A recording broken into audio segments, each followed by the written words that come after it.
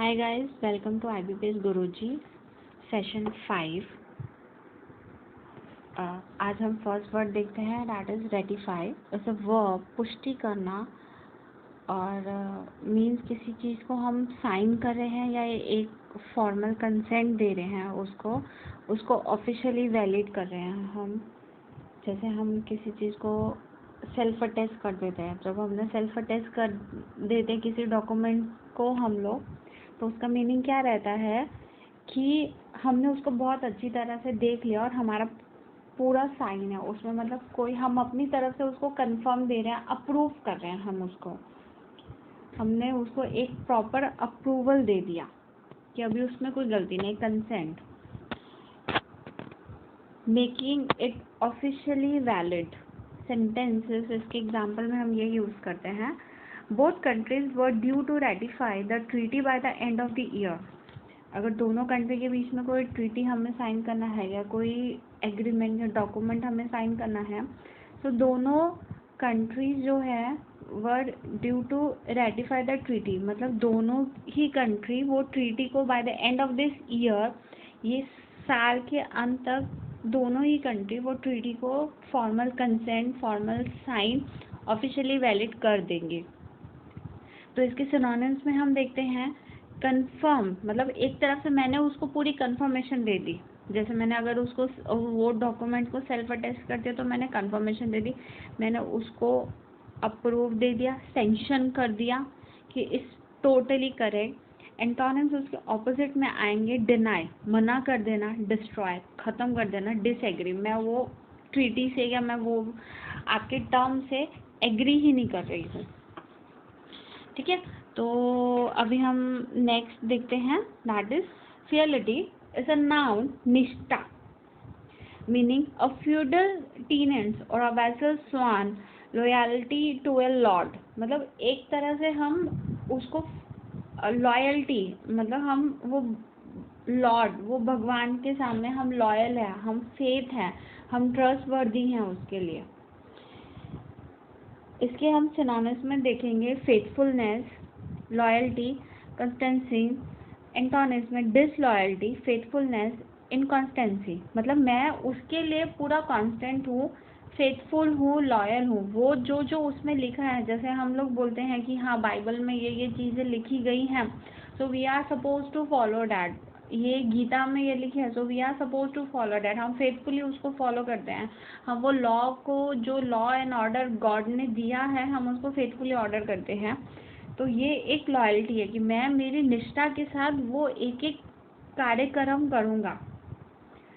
सो sentences में हम देखते हैं, they owed fealty to a earl rather than the king. Earl क्या होती है? Earl is a rank that is below the king, is a rank below king। तो वो जो है अपनी लॉयल्टी जो है वो अर्ल के लिए दे रहे हैं रादर देन किंग के लिए। वो किंग को देने की बजाय वो उसके ऑफिशियल को दे रहे हैं जो उससे नीची पोजीशन में है।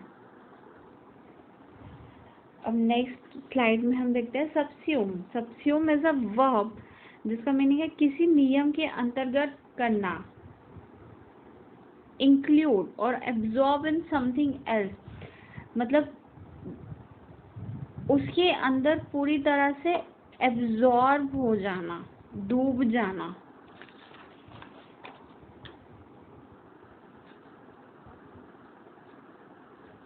इसके सिनोनिम्स में हम देखेंगे, क्लासिफाई, कंटेन, इनकॉर्पोरेट। इनकॉर्पोरेट में मतलब एक के अंदर दूसरी चीज को हमने डाल दिया, डहल, हम उस चीज में डहल गए। एक्सक्लूड, हटा देना। अब देखो इनकॉर्पोरेट में हम एक चीज के अंदर, उसके अंदर उसको दूसरी चीज को डाल रहे हैं। एक्सक्लूड मतलब हम दो चीज़ों को अलग करें, अगर एक के अंदर एक डालेंगे तो वो मिक्स हो जाती है। जैसे हम पानी और दूध को मिक्स करते हैं तो हमारे लिए पहचानना मुश्किल है, हम नहीं उसको अलग कर पाएंगे। एक्सक्लूड, हटा देना। अगर हम पानी और तेल को मिक्स करते हैं तो हमें पता है वो दोनों मिक्स नहीं होंगे, तो हम उसको एक्सक्लूड कर सकते हैं, हम हटा सकते हैं। सेंटेंस में हम इसमें देखेंगे most of this phenomena can be subsumed under two broad categories. तो ये जो ये सारे जो फिनोमिना है इसको हम मोटा मोटी अंडर 2 ब्रॉड कैटेगरी हम इसको लेके जा सकते हैं। नेक्स्ट स्लाइड में हम जाते हैं। फॉरगिव आगे होना, पूर्वगामी आगे बढ़ना, अहेड जाना, प्रीसीड इन प्लेस और टाइम किसी प्लेस या टाइम से आगे को जाना। सिनोनिम्स में इश्यू, फॉरफिट, फॉरसेक। एंटोनिम्स में कंप्लीट, डिनाई और डू। इसमें हम सेंटेंसेस में इसका देखते हैं। So Abdul Malik went away to his house whither he found that the money had forgotten him। मतलब वो जो अब्दुल मलिक है वो अपने घर के आगे चला गया, वो उसका पैसा जा चुका था। और हम एक और इसके लिए एक इजी सा एग्जांपल मैं आपके लिए शेयर करती हूँ। That is you might forgive smoking cigarettes as a new year resolution. आपको ये न्यू ईयर रेजोल्यूशन में अपनी जो सिगरेट की आपकी स्मोकिंग की हैबिट है उसको छोड़ना चाहिए। दैट इज फॉरसेक करना चाहिए, फॉरगिव करना चाहिए। किसी चीज़ को हमने छोड़ दिया क्योंकि जो चीज़ आगे चलेगी तो वो हमारे से दूर हो गई। अभी हम जाते हैं अपनी नेक्स्ट स्लाइड पे। दैट इज बी काम। बी काम इज अ वर्ब, एक क्रिया है जिसमें हम रोक देते हैं। शांत हो जाना मतलब रोक देना, किसी चीज़ को शांत कर देना। अगर समुद्र में तूफान आ रहा, जैसे अभी साइक्लोन निसर्ग आ रहा है, मतलब चल रहा है, तो उसको रोक देना या उसको शांत कर देना। Meaning leave a sailing ship unable to move through lack of wind. मतलब एक जो सेलिंग शिप होती है, सेलिंग शिप में क्या होता है कि एक कपड़ा जैसा होता है जिसके थ्रू विंड से हम उसकी डायरेक्शन को शिफ्ट करते हैं। तो उसको हमने छोड़ दिया, हम मूव ही नहीं कर पा रहे। छोड़ दिया मतलब हम उसको मूव ही नहीं कर पा रहे because of lack of wind. Wind ही नहीं है तो वो उसको रोक दिया हमने, वो जहाज को, वो अपनी उसको। तो इसके अभी हम सिनोनिम्स देखते हैं। दैट इज स्ट्रैंडेड, स्टैंड हो जाना, अकेले पड़ जाना। स्ट्रक, फंस जाना। मैरून्ड, मैरून्ड का मीन्स क्या होता है? ट्रैप्ड और alone in an inaccessible place, specially island. Island क्या होता है कि एक पीस ऑफ अर्थ या piece of land which is surrounded by water bodies, उसको हम बोलते हैं आइलैंड। तो जनरली हम कहीं घूमने जाते हैं किसी बड़े, जैसे मॉरिशस, ये सब क्या आते हैं, हमारे छोटे छोटे आइलैंड्स आते हैं। तो हमें यहाँ जाने के लिए बोट या किसी ऐसी चीज़ की ज़रूरत पड़ती है। तो वहाँ पे फंस जाना मतलब मैं वहाँ पे कोई ऐसे आइलैंड पे फंस गया हूँ जो इजीली एक्सेसिबल नहीं है, जहाँ पे मैं इजीली नहीं पहुँच सकता। अभी कुछ आइलैंड बड़े होते हैं आपके, जैसे ऑस्ट्रेलिया बहुत बड़ा, उसके कितने सारे एयरपोर्ट है, ये है। बहुत छोटे छोटे भी आइलैंड्स होते हैं ऑस्ट्रेलिया के आसपास, आपने देखे होंगे, जहाँ जाने के लिए आपको लैंड तो ऑस्ट्रेलिया में करना पड़ेगा, लेकिन अगर आपको वो आइलैंड पे जाना है then you have to take one kind of a speed boat और सम अदर बोट या काइंड ऑफ ए मतलब बिग बोट या क्रूज या एनीथिंग आपको लेना पड़ेगा।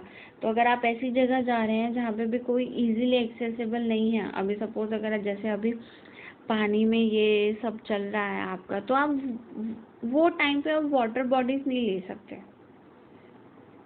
समझ रहे हैं ना। तो वहाँ पे आप फंस गए बस ये अकेली जगह पर। दैट इज हम उसको टर्म करते हैं मैरून्ड। फिर एंटोनिम्स में आते हैं एजिटेट, मतलब वो स्ट्रक हो जाना। स्ट्रक मतलब एक जगह फंस जाना, स्ट्रेट। एजिटेट मतलब मूवमेंट, एकदम रेस्टलेस, डिस्ट्रेस। एग्जाइट होते तो भी हम एकदम से ऐसे होता है ना कि वाह शोर मचाते हैं, ये करते हैं वो करते हैं, तो वैसा होना। तो अभी हम इसका एग्जाम्पल देखते हैं। Both boats hung on before the whole fleet was becalmed south of rainfall। Fleet क्या होता है? Whole fleet, fleet means group of ships. तो जो ग्रुप ऑफ शिप हमने बांध के रखी थी, उसमें से जो 2 बोट हंग हमने की थी वो एकदम रुक गई साउदर्न रेनफॉल में। तो that is its meaning, very simple. So अभी हम जाते हैं, ये रही हमारी आज की लास्ट स्लाइड। अभी हमारा ये लास्ट स्लाइड था आज का सेशन 5 का। होपफुली आपको अच्छा लगा होगा। अगर कोई डाउट या क्वेरी है तो प्लीज़ कमेंट में ज़रूर मेंशन कीजिएगा, हम लोग उसको ज़रूर सॉल्व करेंगे। Thank you again from IBPS Guruji। Please like, share and subscribe our channel. Thank you.